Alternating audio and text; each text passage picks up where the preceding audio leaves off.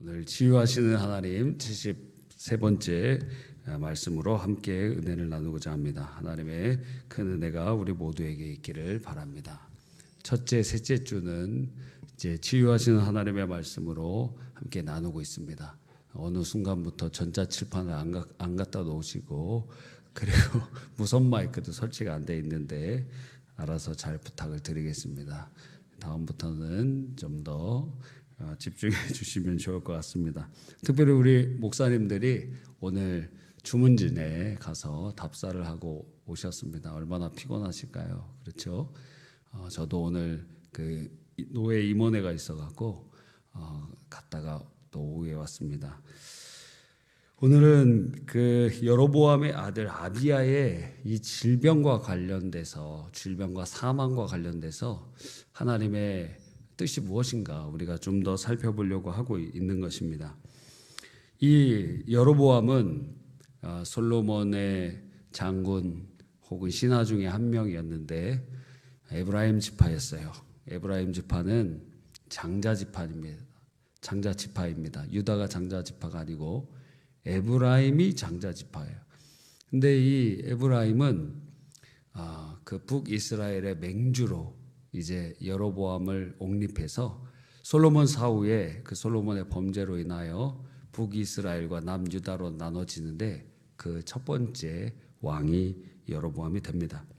근데 그가 왕이 될 때에 한 선지자가 당신에게 하나님께서 이 옷 조각 10조각을 주시듯이 너에게 10지파를 주실 것이다 말씀하셨어요.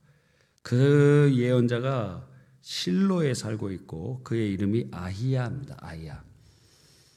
그리고 여로보암의 아들이 병이 들어서 이 아이가 어떻게 될 것인가 물어봐라. 그래서 일반인으로 왕비야에게 변장하고 가서 물어봐라 그랬어요. 그 아이의 이름이 아비야예요. 아히야 선지자에게 아비야에 관해서 물어봤습니다.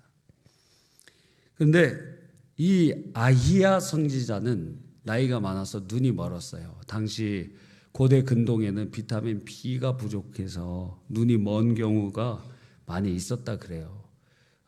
그러한 사람이 많죠. 이삭도 그랬고 또 이 아히야도 눈이 잘 보이지 않았습니다. 참 나이 드는 것도 서러운데 제일 먼저 소모되는 기관이 귀인 것 같아요. 귀는 잘 때도 열려 있으니까. 눈은 그래도 이렇게 감잖아. 그래서 귀를 좀 보호하려면 잠잘 때는 귀를 막고 자야 되나 뭐 그런 생각도 해보는데 얘가 계속 열려 있잖아요. 계속 24시간. 그래서 그런 게 아닌가 하는 생각도 들기도 합니다. 귀가 제일 빨리 노후가 돼서 벌써 40대 때부터 20대 때부터 이어폰 계속 끼고 다니는 사람은 40대 때부터 난청이 생기기 시작합니다. 잘 이명증상 삐 막 이런 소리 삐용 소리 막 이런 소리도 들리기도 하고 어떤 사람은 이제 어지럽기도 하고 기타 여러 증상들이 막 나타나기 시작해요. 그러다가 귀가 잘 안 들립니다. 잘 안 들리기 시작하다가 아예 안 들립니다. 그래서 한쪽 귀가 아예 안 들리든지 두 쪽 귀가 다 안 들리든지. 그래서 연로하신 분들의 특징 중에 하나는 눈도 잘 안 보이시지만 귀가 더 빨리 소모가 돼요. 그 다음에 눈이 잘 안 보이고. 그런데 요즘에는 다 백내장 수술도 다 제깍제깍 다 하셔갖고 다 눈이 밝으세요. 다 밝은 눈으로 이렇게 보고 있어요. 그렇죠? 예. 100살까지는 그 눈으로 가실 수 있을 것 같죠? 네, 더 가시기를 바랍니다. 제일 천천히 늙는 기관 중에 하나가 이제 목소리입니다. 목소리가 그래도 우리 김자간 목사님, 극동방송 목사님 그 들어보면 지금 90 넘으신 것 같은데 목소리가 가랑가랑 하시잖아요. 물론 그렇지 않은 분들도 있습니다. 자, 근데 이 아이가 살지 물어봤어요. 눈은 보이지 않지만 하나님께서 변장하고 오는 왕비가 올 것이다. 이러이러하게 얘기해라. 내용은 무엇이냐면 이 아이는 죽을 것이다. 그리고 여로보암의 집은 전부 진멸될 것인데 성읍에서 죽으면 개가 먹을 것이고 들에서 죽으면 새가 먹을 것이다. 하나님께서 너에게 은혜를 베푸셨으면 다윗처럼 하나님을 경외해야 될 것이지 오히려 너를 위하여 우상을 섬기고 만들고 아세라상을 만들고 그렇게 너 이전보다 더 많은 죄를 범했구나. 그러면서 하나님께서 그들 저주하셨어요. 그런데 결국에는 그게 성취되게 됩니다. 참 비참한 최후를 맞게 됐는데 이 아이라고 칭해지는 이 아이라는 이 단어는 어린이를 의미하기도 하지만 젊은이 청년들까지도 포함할 수 있는 단어예요. 그래서 이 아이라고 칭해지는 이 사람은 아마도 10대에서 20대 초반 그 사이 아무리 적게 받아도 6살 이상은 된 그러한 존재라고 생각이 듭니다. 근데 이 아이라고 칭해지는 이 아비야 여로보암의 아들은 하나님을 사랑하던 사람 같아요. 그래서 본문에 보면 오직 이 아이만이 묘실에 들어갈 것이다. 13절에 보니까 온 이스라엘이 그를 위하여 슬퍼하며 장사하려니와 여로보암에게 속한 자는 오직 이 아이만 묘실에 들어가리니 왜? 다른 이들은 어떻게 돼요? 다 객사하고 잔혹하게 죽게 될 것이기 때문에 오직 이는 여로보암의 집 가운데 이 아이가 이스라엘 하나님 여호와를 향하여 선한 뜻을 품었음이니라. 그러니까 절망 같은 집안 가운데 오직 신앙생활 잘하던 그런 자녀였다는 거예요. 그런데 병으로 고쳐주시지 않고 오히려 데려가셨습니다. 자, 근데 그게 복이라는 거예요. 여러분, 이 여로보암의 큰 죄는 무엇입니까? 그래서 그 북이스라엘의 맨 꼭대기 그 단과 그리고 베델에다가 금송아지를 만들어 놨어요. 그리고 명절을 비슷하게 명절을 정해놓고 거기서 제사하라고 그랬습니다. 레위 지파 중에 아론의 후예들만 제사장이 될 수 있었는데 그냥 아무나 세웠어요. 왜냐하면 1년에 3번씩 무교절, 77절, 초막절에 그들이 예루살렘에 가서 예배드리면 마음이 다, 여론이 다 남유다로 쏠릴 것을 두려워했기 때문에 종교도 북이스라엘 안에서 다 할 수 있도록 그렇게 만들어 놓은 거예요. 뿐만 아니라 곳곳에 산당을 만들어 놓고 그곳에서 우상을 섬기도록 한 것입니다. 그러니까 이 여로보암의 집의 큰 죄가 그 가정을 쑥대밭으로 만들어버리게 되는 것입니다. 자, 오늘의 이 말씀을 통해서 우리는 첫 번째로 무엇을 알 수 있냐면 하나님의 은혜는 우리의 생각과 전혀 다른 방식으로 임할 수 있다라는 것입니다. 아비야에게 임한 것은 치유를 주신 것이 아니라 죽음을 주신 거예요. 다른 말로 표현하면 이 땅에서 이 병에서 살게 해주신 것이 아니라 어떤 신학자의 표현으로 하면 영원한 생명으로 주신 거죠. 이 땅의 생명으로 주신 것이 아니라 영원한 생명으로 그에게 주셨다는 거예요. 왜냐하면 그 죽음은 그에게 복이었기 때문에 그렇습니다. 이 아이만 묘실에 들어갔기 때문이죠. 그만 주님을 사랑했던 그 집안에서 유일한 자녀였거든요. 그래서 신앙이 좋은 사람도 일찍 죽을 수 있습니다. 신앙이 좋은 사람도 그렇게 일찍 죽을 때는 그게 저주가 아니고 복일 경우들이 있습니다. 여로보암의 아들 아비야는 비록 질병으로 죽지만 비참한 죽음으로 종결될 여로보암의 다른 가족들과는 다른 죽음을 얻게 되는 거예요. 만약에 하나님께서 이 아비야를 살리셨다면 그는 그 저주받은 가정의 심판과 동일하게 참혹한 죽음을 맞이하게 되었을 거예요. 그래서 어떤 신학자는 이렇게 얘기해요. 잔혹한 죽음에서 건지시는 하나님의 은혜. 무엇이요? 병을 안 고쳐주신 게.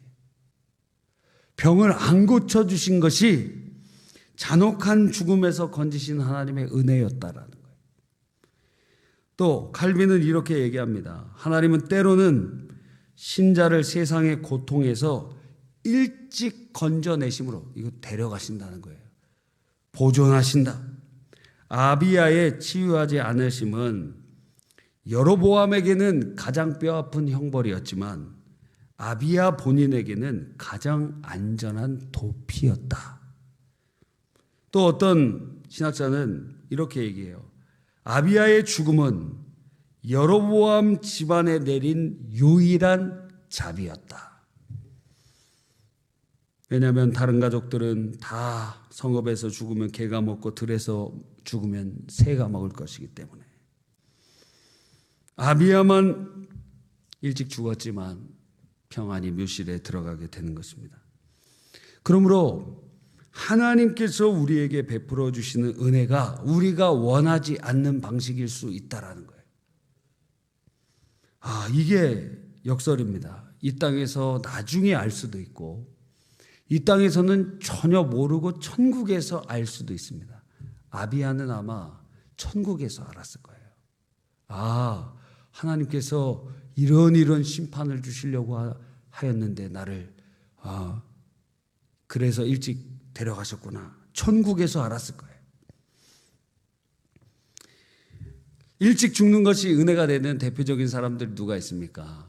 첫 번째는 구약에서는 에녹이 있죠. 사실 에녹 죽지는 않았지만 당시에 900살 이상 사는 그러한 고대의 장수 시대 때 이 사람은 365년을 이 땅에 살았습니다.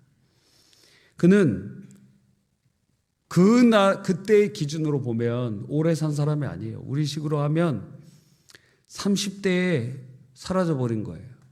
30대에 실종돼 버렸어요. 30대에 어디 갔는지 모르는 사람이 되어버렸어요. 그러면 그것은 복과 같지 않지 않습니까? 그런데 성경은 하나님과 동행했기 때문에 주님이 데려가셨다 그러는 거예요. 하나님께서 사랑하셔서 데려가셨다는 거예요. 얼마나 대화하고 싶고 교제하고 싶고 사랑하시면 데려가시는 거예요. 와, 우리 진유 이제 나중에 잘생기고 신앙도 좋고 돈도 잘 벌고 또 키도 크고 또 얼굴도 잘생기고 배우자가 하나님 주실 거예요. 그럼 언제 결혼하고 싶을까? 헤어지고 싶지 않을 때.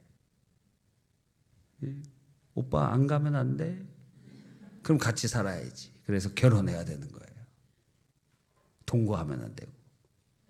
예? 알겠죠? 공부 열심히 해서 인서울 하시기 바랍니다. 예. 왜냐하면 지방 가면은 잘못하면은 막 동거하고 그럴 수도 있어요. 공부 열심히 하세요. 그래요. 서울대 가시기 바랍니다. 그러니까 이 에녹이 주님과 동행하면서 주님 나와 동행을 하면서 나를 친구 삼으셨네. 자, 이거 언제 여러분이 경험합니까? 기도할 때 계속 기도하고 싶으면 주님이 여러분을 손 붙잡고 계신 거예요. 나 너랑 더 있고 싶다. 그런데 우리는 어때요? 놓으세요. 빨리 가야 됩니다. 주님 손 붙잡고 계시는데 나 너랑 더 있고 싶어. 아무개야 사랑한다. 너랑 더 있고 싶어. 놔라. 내일 만나요. 여러분, 에녹은 주님을 사랑했고 주님도 에녹을 사랑하셨어요. 30대 사람들은 행방불명 됐다고 생각했을 거예요. 에녹이 365살이었지만 당시에는 30대처럼 너무 일찍이었거든요. 그러니까 사람들이 막 황당하고 어떻게 될지 모르고 막 그러고 있었는데, 근데 그 아들이 누구예요? 제일 오래 산 무드셀라입니다. 969세까지 살았어요. 근데 969세에 무드셀라가 죽는 날 노아 홍수가 일어납니다. 그러니까 아마도 어떤 사람은 그렇게 생각을 해요. 왜 에녹이 하나님과 동행하게 되었는가? 이거 기도했다는 것인데, 하나님께서 장차 일어날 일을 보여주셨다는 거예요. 그래서 자기 자녀를 위하여 기도한 겁니다. 우리 아들 살려주십시오. 무드셀라 살려주십시오. 하나님 살려주십시오. 그러다가 그것이 기도의 제목이 되어서 하나님과 가까워지게 되었고, 그 기도도 응답되어서 무드셀라가 죽는 날 노아 홍수가 일어납니다. 예수님은 바로 그 대표적인 분이시죠. 예수님은 30세쯤에 사역을 시작하시고 3년 반 동안 그렇게 사역을 하시다가 결국에 십자가에 못 박히셨는데 몇 시간 못 박히셨습니까? 답을 가르쳐주고 말씀드리는 거예요. 6시간. 보통 3, 4일 있고 길면 일주일도 살 수 있어요. 그래서 사람들이 조롱하고 까치들이 와갖고 막 눈도 파먹고 막 그런 것들이 산송장이 되어가는 겁니다. 근데 어떻게 죽느냐? 호흡곤란으로 죽는 거예요. 호흡곤란으로. 예, 막 피를 많이 흘려서 죽는 것이 아니라 호흡곤란으로 보통 많이 죽는다 그러더라고요. 근데 예수님은 6시간 딱 고통을 당하셨어요. 물론 그 전에 채찍형을 많이 맞으셨고, 그리고 몸이 연약한 이사야서 53장에 보면은 질고를 아는 분이라고 성경에 기록되어 있잖아요. 그렇게 막 강건한 상남자 스타일이 아니셨던 것 같습니다. 그러니까 예수님은 너무 고통당하신, 벌써부터 피도 많이 흘린 상태에서 십자가에 못 박히셨는데 6시간 만에 돌아가셨어요. 근데 만약에 주님께서 십자가에 6시간을 달리지 않고 한 3일 달리셨다고 생각해보세요. 예수님이 금요일 날 못 박히시고 토요일, 주일까지 온통 십자가에서 계셨다. 3일 동안. 어쩌면 일주일 동안 계셨다. 그러면 얼마나 고통스러우셨겠어요. 6시간 만에 운명하신 것, 그것도 하나님께서 베풀어 주신 자비라고 할 수 있죠. 그 양 옆에 있던 강도들은 안 죽었어요. 그래서 어떻게 해요? 6월절 큰 명절인데, 6월절과 무교절은 붙어있는 명절 아닙니까? 1월 14일에서 1월 15일로 넘어갈 때 14일이 6월절이고 15일이 무교절이잖아요. 그래서 같은 명절이잖아요. 그래서 지나가는데 그게 달려있으면 부정해지는 거예요. 죽은 시체가 달려있으면. 그러니까 빨리 내려야 됩니다. 그러니까 다리를 꺾어달라는 거예요. 다리를 어떻게 꺾을까요? 망치나 아니면 파이프 같은 걸로, 나무 뭉치 같은 걸로 그냥 다리 정강이를 후려쳐갖고 부러뜨려 버리는 거예요. 그러면 견디지 못하고 몸이 푹 내려오면서 횡격막이 이완 수축을 못하니까 숨을 못 쉬어서 금방 죽는 거예요. 예수님도 다리를 꺾어버리려고 왔는데 성경에 그 뼈가 꺾이지 않는다는 예언을 성취되기 위하여 벌써 운명하신 거예요. 그러니까 확인해봐. 그래서 창을 가지고 예수님의 옆구리를 그냥 찔러버렸어요. 그랬더니 물과 피가 다 나오게 되셨어요. 예수님께서 십자가에서 만약 6시간 만에 돌아가시지 않았다면 예수님의 정강이도 그 철퇴에 의해서 그냥 박살났을 거예요. 그러니까 주님께서 십자가에서 6시간 만에 돌아가신 것도 하나님의 은혜라고 할 수 있어요. 물론 그건 엄청난 고통이죠. 괴로움이죠. 저주였죠. 우리의 모든 죄를 짊어지고 가신 거였죠. 그런데 좌우편에 있는 강도들의 모습과 비교해 볼 때 그렇다는 거예요. 질병의 치유가 하나님의 뜻인 것이 기본입니다. 그런데 어떨 때는 하나님께서 가시를 주시기도 합니다. 바울 사도가 대표적이죠. 자기에게 질병이 있었는데 어떤 사람은 안질이라고도 하고 어떤 사람은 간질이라고도 하는데, 근데 이 질병이 있었어요. 근데 이게 흠이 됩니다. 왜? 자기가 목회하는데 자기가 병도 고치는 하나님의 은혜의 통로로 쓰임 받는데 자기 자신은 치유받지 못하는 거예요. 이런 대표적인 사람들이 우리나라에도 많이 있었잖아요. 조은기 목사님도 그 교회가 70만 명이나 되는 제적교회는 어떻게 가질 수 있습니까? 하나님께서 강력한 신유의 은사를 주셨는데 본인 질병은 하나님께서 잘 안 고쳐주신 거예요. 물론 젊을 때 폐결핵에서부터 고쳐주셨어요. 죽음으로부터 건져주셨어요. 여러 질병으로부터 하나님 건져주셨는데 노년에 이제 파킨슨씨 병 같은 것이 좀 있으셨던 것 같아요. 그래서 넘어지셔갖고 넘어지신 후에 그렇게 이제 돌아가시고 그런 과정들이 좀 있었던 것 같습니다. 그러니까 하나님께서 가시를 허락해 주시기도 한다는 거예요. 바울 사도는 3번이나 기도했습니다. 하나님, 이 질병에서 나를 고쳐주십시오. 그런데 3번째 기도할 때 주님께서 응답하시기를 내 은혜가 내게 족하다 네가 약할 때 강하여 힘이니라. 그래서 그 이후로는 그 질병 치유에 대해서 기도하지 않았다는 거예요. 왜?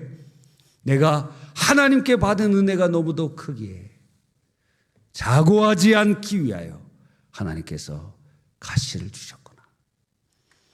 여러분, 예루살렘 교회가 스데반 집사가 죽고 그리고 많은 박해가 있어서 그 예루살렘에 있기가 어려워졌죠. 그래서 전 세계로 불풀이 흩어졌습니다. 그런데 놀랍게도 몇십 년 있다가 AD 70년에 베스티안과 티토 장군에 의해서 예루살렘이 초토화되고 다 죽게 되었어요. 정말 다 죽어서 피가 가득한 도성이 되어가게 되었습니다. 그러니까 환란 때문에 흩어졌던 그리스도인들은 오히려 생명을 보존할 수 있도록 인도해 주신 것이에요. 그 박해는 저주였죠. 박해는 힘든 거죠. 박해는 고통스러운 거였죠. 그런데 주님께서는 그것을 은혜로 바꿔주신 거예요. 그러니까 어떤 것은 우리의 생각과는 다른 방식으로 하나님의 은혜가 다른 방식으로 우리에게 임할 수 있다라는 거예요. 이 아비야의 죽음처럼 말입니다. 이게 이 아이에게는 복이었어요. 여러분, 하나님의 은혜의 방식은 우리가 생각하기가 우리 생각을 초월합니다. 우리는 이렇게 되기를 원하지만 하나님의 방식은 우리의 이성을 아득히 초월합니다. 어쩌면 이 세상에서는 전혀 알지 못할 수도 있어요. 그러나 천국에서 비로소 하나님이 깨닫게 해주실 때, 아, 그렇군요. 하나님의 뜻이 그것이었군요. 두 번째로, 치유보다 더 중요한 것을 놓치면 안 된다는 것입니다. 치유보다 더 중요한 게 있어요. 우리는 멸망받을 아담의 후손으로 태어났지만 구원받을 둘째 아담의 후손으로 살아갑니다. 그래서 우리는 지옥 가지 않고 천국 가는 백성이 되었습니다. 성경은 우리에게 말씀하시기를 한 번 죽는 것은 정하신 것이요 그 후에는 심판이 있으리니. 여러분, 그러니까 더 중요한 게 있습니다. 이 땅에서 치유받는 거 중요하죠. 누가복음에 보면 10명의 나병 환자가 주님께 고쳐달라 그랬어요. 그래서 주님께서는 제사장에게 몸을 보여라 할 때 가는 도중에 그들 10명이 다 고침을 받았습니다. 그래서 9명은 자기 집으로 돌아갔는데 그 질병 치유보다 더 중요한 것을 붙잡은 사람은 딱 한 명, 사마리아 사람이었습니다. 예수님께 나와서 엎드리고 주님께 경배했어요. 그러니까 10명 모두 치유의 은혜를 받았으나 구원받은 자는 한 명이었다는 거예요. 어떨 때는 그런 선택을 해야 될 때도 있다는 것입니다. 기적을 경험하는 믿음이 구원받는 믿음과 등치하지 않습니다. 우리가 치유받는다고 해서 그 사람이 다 예수님을 영접하는 것이 아닙니다. 천국 가는 것이 아닙니다. 치유받는 믿음도 구원받는 믿음 아닐 수도 있다는 거예요. 어느 때는 선택해야 될 수도 있습니다. 대표적인 케이스가 무엇이죠? 육체의 건강하고 안락하고 편안한 삶을 살 것인가, 박해받고 고난받는 삶을 살 것인가, 그리고 순교할 것인가. 선택해야 돼요. 그러면 우리는 말세에 우리의 안락함과 우리의 평안함을 선택하기 위하여 그 길로 가면 배도자가 되고 스스로 그 믿음이 거짓이었다는 것을 증거하며 지옥으로 들어가는 것입니다. 선택해야 돼요. 영원한 삶. 그래서 박해를 선택하고 고난을 선택하고 순교를 선택해야 되는 것입니다. 치유가 중요합니다. 하나님의 뜻이죠. 그러나 영생보다 더 중요하지 않습니다. 영원한 삶의 비유에 볼 때 어떨 때는 둘 중에 하나를 선택해야 될 때도 있다는 거예요. 치유이냐 영생이냐. 이게 보통의 경우는 주님이 둘 다 주시지만 그러나 선택해야 될 때도 있다는 거예요. 우리의 안락함이냐 아니면 고난이냐, 살고 그 영혼이 죽는 길이냐, 육체는 죽고 그 영혼이 사는 길이냐. 선택해야 됩니다. 무엇이 더 중요한가? 우리가 영혼의 삶을 비교해 볼 때 오늘의 질병을 가지고 있는 삶과 그렇지 않은 삶은 영혼의 때에 보면 도토리 키재기예요. 도토리 키재기. 마지막 세 번째입니다. 너무 빨리 끝날 것 같으니까 다른 말씀을 좀 나눠보겠습니다.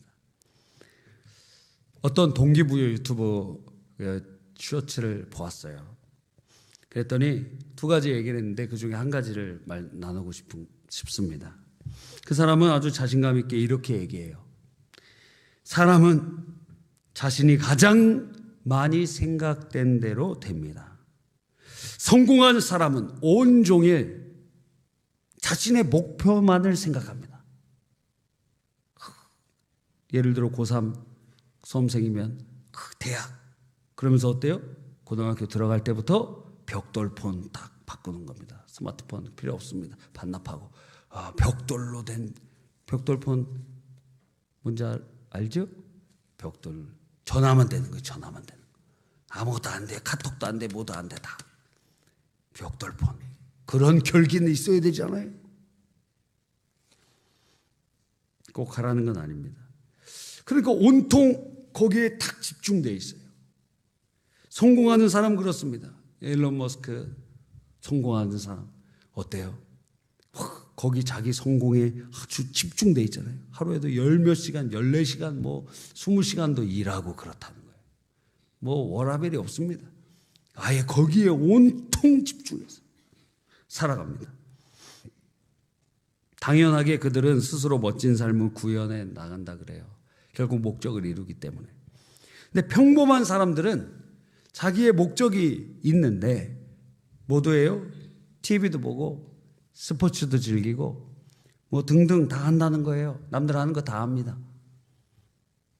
역시나 그것도 놀라운 일이지만 20년 후에도 똑같이 그렇게 살 것이다. 그렇게 그 사람이 얘기하더라고요.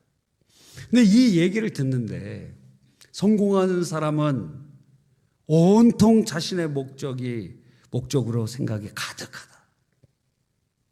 그럼 예수 믿는 사람, 성공하는 사람은 무엇이 성공인가? 주님 생각으로 가득한 거. 그 사람이 성공자구나. 그런 마음이 깨달아지더라고요. 그래서 기도하는 것이 시간 낭비가 아니고 하나님의 말씀을 읽는 것이 시간 낭비가 아니며 주의 말씀을 되뇌이고 묵상하고 암송했는데 또 잊어버리고 또 잊어버리잖아요. 그러니까 주일학교 때, 젊을 때, 우리 학생 때 많이 암송해 놔야 돼요. 왜? 그때 그럼 암송하면 쉽냐? 어려워요. 그런데 이때 암송해 놓으면 돌에다 새긴 것과 마찬가지인데, 근데 60대에 암송하면 물에다 새긴 것과 마찬가지. 뭔가 암송한 것 같은데 흘러가 버려. 돌에다 새겨놓으면 신라시대 때 비석도 판본할 수 있잖아요. 그러니까 어릴 때 우리 중고등부도 상품 막 한 100만 원 막 이렇게 걸어갖고, 야, 암송대회. 사실 어릴 때 그것이 치매 걸려도 어릴 때 기록은 맨 나중에 삭제돼요. 가장 가까운 치매 걸리라는 게 아닙니다. 그러니까 주님 생각으로 하는 것, 하나님의 말씀 묵상하고 암송하고 읽고 듣고, 그리고 주의 기도하고, 어떨 때 보면은 시간 낭비 같잖아요. 고3 수험생들 공부할 시간도 바쁜데 기도하고 큐티하고. 근데 하루에 시간의 11조는 드려야 돼. 24시간이면 2시간 반 정도는 하나님 앞에 집중하는 시간 가져야 돼. 말씀도 있고 기도도 하고. 그래서 기본적으로 기도는 1시간 이상은 해야 되고, 성경도 10장 이상 읽어야 되지 않겠어요? 그리고 그런 시간의 11조를 드려보세요. 하나님께서 은혜를 주세요. 하영조 목사님이 그 온누리교회 성도들한테 그런 말씀 많이 하셨어요. 매일 시간의 11조를 하나님 앞에 드려라. 아침에 일어나고 기도하고, 또 밤 자기 전에 또 성경도 읽고, 그러면서 묵상하고. 그게 절대 시간 낭비가 아닙니다. 이전에도 말씀드렸죠. AI 시대에 앨런 머스크한테 물어봤어요. AI가 다 해줄 건데 그러면 지금 당신 이렇게 열심히 노력하고 있는 것이 무슨 의미며, 수많은 사람들의 자녀들이 열심히 일하는 게 그게 무슨 소용이 있을 겁니까? AI가 다 해줄 것인데, 오히려 더 잘할 것인데 무슨 의미가 있습니까 도대체? 그래서 AI 시대에 남는 것은 뭐밖에 없어요? 관계밖에 없다고. 관계. 사람과 사람 사이에 그 사랑의 관계만 남아 있습니다. 그러니까 딴 거는 다 해줍니다. 다 해주게 돼요. 하나님과 나 사이에 관계만 남아 있는 거예요. 할렐루야. 이전에도 말씀드렸잖아요. 주님과 동행하는 것은 그림을 그리는 것과 마찬가지예요. 큰 어린이들 옛날에 보면은 이런 종이에다가 까만색으로 모양만 이렇게 돼 있고, 여기는 무슨 색칠 하세요 이렇게 돼 있는 거 있잖아요. 그래서 애들이 색연필로 이렇게 색칠해요. 저는 어렸을 때부터 미술에 남다른 감각이 없었습니다. 상당히 그림을 못 그리고 색깔 배치도 별로 잘 못했어요. 남달랐어요. 그렇게 잘 못했어요. 그래서 저는 지금 학원 다니라 그러면 미술학원 다니고 싶습니다. 미술학원 보내주시기 바랍니다. 미술학원 배워보고 싶어. 미술학원. 피아노 학원은 강제로 저도 다니다가 4학년 때 어머니한테 말씀드렸어요. 왜 도대체 저를 피아노 학원을 보내시려고 합니까? 그래서 그때부터 끊었어요. 우리 자녀들도 저희가 거의 반강제로 보냈는데 제가 더 잘 치는 것 같아요 지금. 그래서 여러 가지 많은 생각이 있습니다. 좋아하는 걸 시켜야 되나. 이 그림이 이렇게 어린이들 거기에 있는데, 우리가 천국에 이 그림을 갖고 가는 거예요. 하나님 앞에 비유를 하자면 우리의 삶이에요. 이게 이 종이가 우리의 삶이에요. 하나님 앞에 이거 작품이 다 하나씩 있는데 이거 주님 앞에 드립니다. 내 삶입니다. 주님 받으소서. 그런데 이 색칠은 어떻게 하느냐? 주님과 같이 색칠하는 거예요. 주님과 같이. 그게 기도 생활이에요. 그것이 주님과 교제하는 삶이에요. 그것이 성경 읽는 삶, 묵상하는 삶, 암송하는 삶이에요. 같이 주님과 색칠해. 그래서 여기 아름다운 작품이 만들어졌습니다. 사실 이거 주님의 은혜로 완성한 것인데, 주님은 그걸 보시면서 어때요? 마치 여러분의 자녀들을 같이 엄마 이거 도와달라고 같이 해요. 그러면 애기 손을 붙잡고 엄마가 이렇게 막 같이 그려준 다음에 그걸 가지고 어떻게 합니까? 이야 우리 아들, 야 우리 딸 이렇게 잘하는구나. 이렇게 하지. 여러분이 이거 내가 다 그려준 거니까 너는 왜 이렇게 그림도 못 그리고 그러니? 이러지 않으시잖아요. 하나님이 그러신다는 거예요. 다 주님이 붙잡아 주시고 은혜 주셔서 우리 인생 그림이 완성되었는데 그거 하나님이 보시면서 기뻐하신다. 그러니까 신앙생활은 시간 낭비가 아닙니다. 매일의 기도 생활은 시간 낭비가 아닙니다. 이렇게 바쁜 시간에 오히려 고3일수록 더 기도해야 돼. 막 더 기도하고 더 성경책 읽고 더 주님께로 나아가고 고등학생들 더 열심히 해야 돼. 중학생들 좀 놀아도 되지만 그래도 더 열심히 해야 돼. 뒤처지면 안 되잖아. 중학생들은 뭘 알아요. 그냥 학교에서 시킨 대로 하는 거지. 물론 잘하는 친구들도 많습니다. 그래서 주님의 생각으로 온통 있는 사람이 성공한 사람이구나. 주님 생각으로 가득하다. 그럼 여러분은 성공한 일주일을 보낸 것입니다. 주님 생각으로 가득 차 있었습니까? 아니면 대출을 갚아야 되는데 어떻게 해야? 사업하시는 성도님들, 이번에 너무 자재값이 많이 올랐는데 어떻게 하나?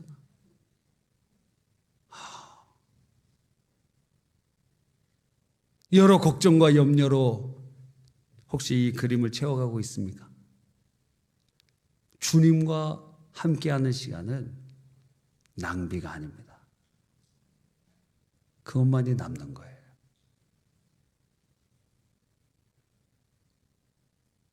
저희 집은 가정예배 일주일에 한 번밖에 못 드립니다. 공예배가 너무 많이 있기 때문에 우리 같이 이렇게 드리고 그러기 때문에 그러기도 해요. 너무 근데 애들이 학교 다니면서 만날 시간도 별로 없습니다. 주말에는 제가 바쁘고 하여튼 그래요. 그런데 이번 주에 목요일 날 예배, 원래 월요일 날 드리는데 이번 주에는 목요일 날 드렸습니다. 목요일 어제죠. 예배를 10시 반에 드렸어요. 밤에 10시 반 넘어서 드렸어요. 40분인가 뭐 그렇게 드렸어요. 40분인가 50분인가. 그런데 보통 저희가 예배를 드리면 짧으면 20분, 길면 40분 정도 그렇게 돼요.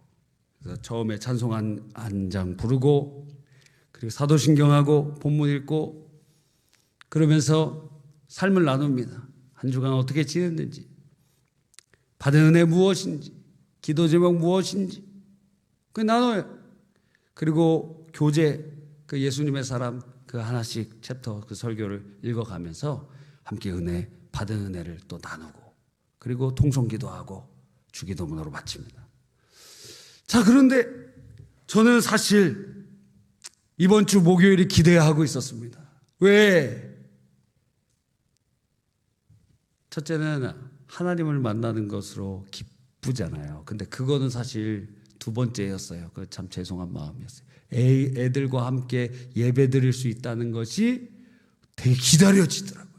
그래서 그 마음이 드니까 무슨 생각이 드냐면 하나님께서 우리의 예배를 기다리고 계시겠구나 하는 생각이 들었어요. 하나님께서 우리 예배를 기다리고 계시겠구나. 우리 아들 우리 딸 이제 오나. 맨날 보지 마. 맨날 보는 애들이에요, 얘네들. 그런데 예배 시간으로 만나는 것 더 기대가 되더라고요. 한 주간 어떻게 살았는가. 삶을 나누고 기도의 제목을 나누고 주님도 우리를 그렇게 기다리시겠지.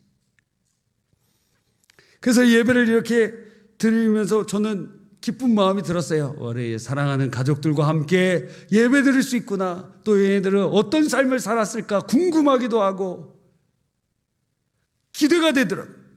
하나님도 기대가 되시겠다. 그런데 저기 얘기해도 돼요? 돼요? 안 돼요? 안 된다 그럽니다. 하여튼 그러면 이름은 말하지 않고 어떤 애가 있는데 어떤 애가 별로 이렇게 표정이 안 좋은 거예요. 그러니까 막 힘들고 그런가 봐요. 저도 어렸을 때 제일 힘들었던 게 무엇이냐면 가정예배였어요. 우리 가정예배는 10분 안에 끝났어요. 찬송가 23장이나 28장 부르고 그리고 사도신경하고 성경 한 장 읽고 기도하고 주기도만 하면 10분 안에 끝났어요. 매일 드렸지. 근데 그때가 그렇게 저는 지금까지 예배 드린 예배 중에 제일 힘들었어요. 가정 예배가. 아마 그때 그 암흑에도 그런 느낌이었어요.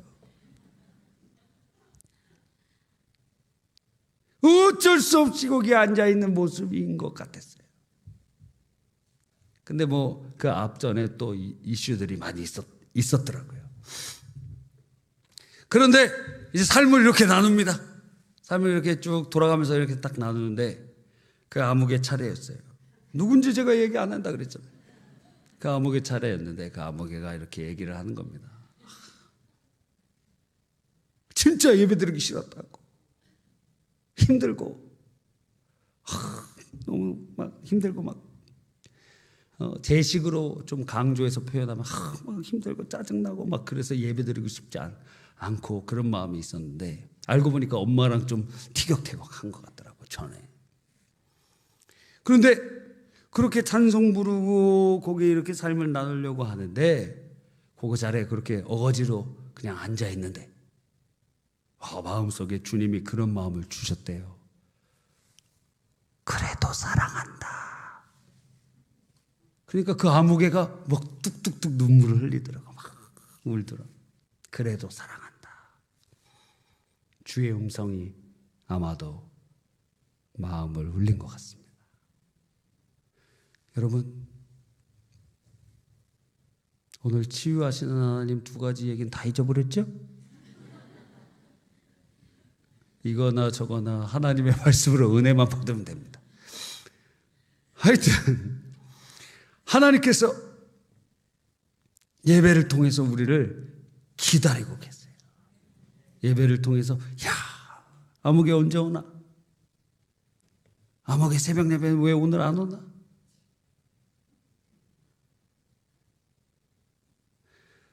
암흑에는 왜 전에 안 오나? 여러분, 하나님께서는 그렇게 우리를 사랑하시고 우리의 생각은 온통 주님으로 가득 차 있다면 여러분은 이번 주 승리한 삶을 산 겁니다. 성공한 삶을 산 겁니다. 그리스도인의 성공은 다른 게 아니에요. 예수로 가득한 거. 그 충만 있잖아요. 충만 가사가 어떻게 되죠? 난 예수로 충만하네. 난 예수로 충만하네. 이거밖에 몰라서 계속 반복될 것 같았어요. 여기까지. 주님으로 충만하다는 거, 주님 생각 가득하다는 거예요. 사랑하면은 그 사람 생각이 나잖아요. 저는 사랑하는 아내한테 오늘 문자를 보냈습니다. 안녕 이렇게 보냈는데 답변이 몇 시간 동안 없어요.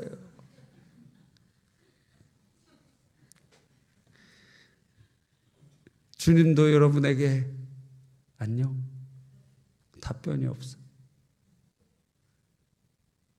주님께서 우리에게 아무개야 만나고 싶다 문자 보내셨어요. 안녕. 근데 나 바빠요. 저 공부하는데 바빠요. 저 일하는데 바빠요. 저 놀러 다니느라고 바빠요. 또 이것 때문에 바빠요. 저것 때문에 바빠요. 문자 와 있어. 주님께 안녕. 잘 지내니? 뭐하니? 보고 싶다. 예배를 통해 주님을 만나고 생각을 통해 주님과 동행하시기를 바랍니다. 마지막 세 번째는 무엇이냐면 누군가의 질병과 죽음이 우리의 회개를 촉구하는 메시지가 되기도 한다는 거예요. 여로보암의 그 사랑하는 아들 아비야의 죽음은 여로보암도 회개해. 하나님께서 지금 완전히 그 집안 싹 멸절시키겠다고 아주 비참하게 하나님께서 진멸하시겠다고 말씀하셨잖아요. 그러면 들었으면 회개해야지. 진노 중에라도 회개해야 될 것 아니에요? 멍하고 있을 거예요? 그게 아니잖아요. 그 사랑하는 아들의 죽음은 주님이 주시는 메시지였다는 거예요. 여러분의 사랑하는 사람들의 그 질병과 죽음은, 여러분의 주위의 질병과 죽음은 여러분을 향한 주님의 메시지가 될 수도 있습니다. 우리에게 지금 주시는 메시지가 무엇입니까? 회개하라. 회개하라. 회개하라. 우리에게 말씀하시는 거예요. 어떤 사고가 일어났습니다. 여리고에서 망대가 무너져서 많은 사람들이 죽었는데 하나 제자들이 예수님께 와서 묻습니다. 저거 누구의 죄 때문에 저렇게 죽었습니까? 너 그 사람의 죄로 죽은 게 아니다. 너희도 회개하지 않으면 멸망당한다. 그러니까 우리 주변에 있는 사건과 사고, 그런 일들을 이렇게 보면서 지혜 있는 자들은 우리 자신에게 하시는 주님의 경고와 메시지를 들을 수 있어야 되는 것입니다. 이란과 미국 전쟁이 남 얘기입니까? 우리는 직결하고의 기름과 관련돼서 영향을 받게 돼요. 중국, 일본, 한국 세 나라가 가장 큰 타격을 받았어요. 지금 우리나라는 그 지방선거 때문에 전기료도 기름값도 못 올리고 있는 거예요. 사실 1.5배 이상 다 올라갔어야 돼. 근데 표심 때문에 이게 최대한 비축료 같은 거 다 풀면서 버티는 거예요. 그런데 5월 9일 이상은 못 버텨요. 그 이후로부터 막 터지게 돼 있어요. 어쩔 수가 없어요. 왜? 다 소진되니까.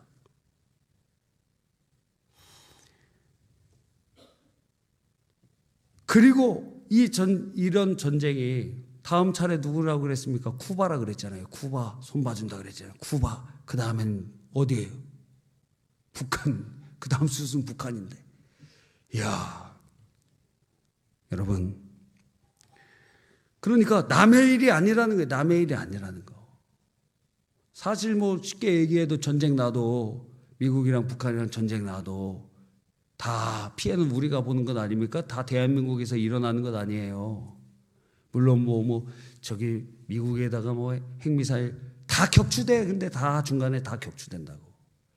결국의 피해는 요 안에서 삼천리에서 그냥 다 끝나게 되는 겁니다. 쑥대밭이 되는 거예요. 청일전쟁이 어디서 일어났습니까? 청나라에서 일어났어요? 우리나라에서 일어났어요. 청일전쟁이. 러일전쟁이 어디서 일어났습니까? 동해에서 일어났어요. 동해에서. 그러니까 우리는 우리에게 주신 메시지를 들어야 됩니다. 멍하고 있으면 안 돼요. 내게 주신 메시지가 무엇인가? 주님이 주시는 메시지가 무엇인가? 그걸 깨닫고 회개하는 우리 모두가 되기를 간절히 바랍니다. 오늘 치유하시는 73번 하나님 73번째로 함께 나눴습니다. 첫 번째는 하나님의 은혜는 우리의 생각과는 전혀 다른 방식으로 올 수 있다. 그것은 이 땅에서도 깨달을 수도 있지만 천국에 가서야 알 수도 있는 것도 있다. 뿐만 아니라 치유가 중요하고 그것이 하나님의 뜻이지만 더 중요한 가치를 선택해야 될 때가 있다. 영원한 삶의 치유와 영원한 삶의 선택을 하려면 우리는 영원한 삶을 선택해야 된다. 마지막 세 번째, 누군가의 질병과 죽음은 우리에게 말씀하시는 주님의 메시지와 경고가 될 수 있다. 그래서 우리는 이것을 듣고 깨달아야 될 것입니다. 이 시간 기도할 때